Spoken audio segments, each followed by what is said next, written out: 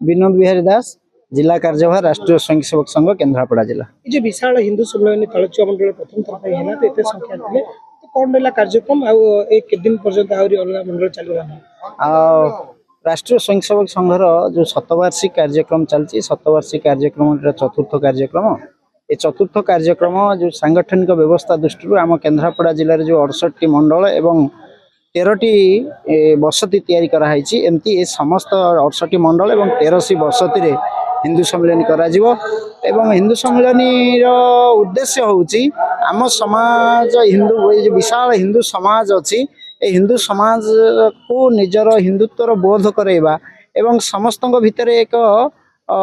हिंदू भाव सहित हिंदू धर्म संस्कृति परंपरा सहित जोगाजोग करने सहित ये जो पंच परिवर्तन व्यवस्था अच्छी जो विषय को आम नहीं जाऊे परम पूजनीय सरसंचालक आमर कहते पंच परिवर्तन द्वारा ही समाज एवं व्यक्ति एवं परिवार एवं सर्वशेष सर्वोपरि राष्ट्रर केमती सर्वोन्नति उन्नति साधन हो पार से तार हिंदू सम्मेलन लक्ष्य उद्देश्य आउ विशेषकर जो तालचुआ मंडल जो कार्यक्रम होता आम समस्ते जानते यहाँ देशर उपात अंचल ए सबू जिते समस्या अच्छी माने आम राष्ट्र समस्या अच्छी ए सबू समस्या सहित पर्टिकुलर ये अंचल अंगांगी भाव जड़ित जमती अनुप्रवेशकारी हूँ कि धर्मांतरीकरण हूँ यही सब अराष्ट्रीय शक्ति मानकर गतिविधि ये बहुत दूर बढ़ुचे आम समस्ते जाना किछि दिन तले आमर जातीय पताका को जो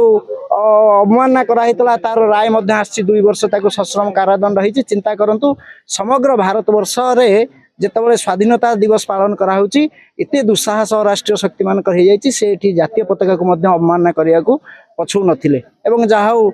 तांको आईन अनुसार दंडित कराइछि। द्वितीय विषय होची किछि दिन तले आमे जानिथिबा जने सरकारी शिक्षक चाकरी करिसेंती किंतु से एठी ख्रीष्ट धर्म प्रचार करी एटी गोटे धर्मांतरीकरण तैयारी सृष्टि करी वातावरण खराब करने एवं सामाजिक सौहार्द जो ये अच्छी भाई मान भितर ताको नष्ट करने जो प्रकार षड्यंत्र रचा जाइए ये सब षड्यंत्र को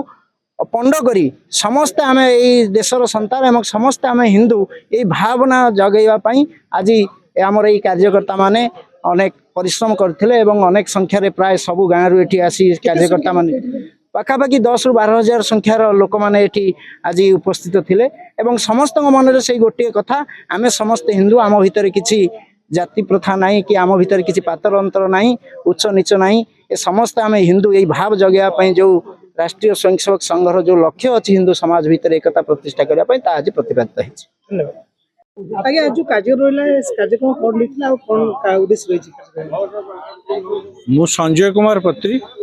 केन्द्रापड़ा जिला न्यायालय रे अधिवक्ता भाव काम करे। आज ये तालचुआ मंडलर जो समग्र हिंदू समाज तरफ आयोजित विशाल हिंदू सम्मेलन रे मते किसी विषय रखापी आह्वान दि जाइथिला। ये जो विषय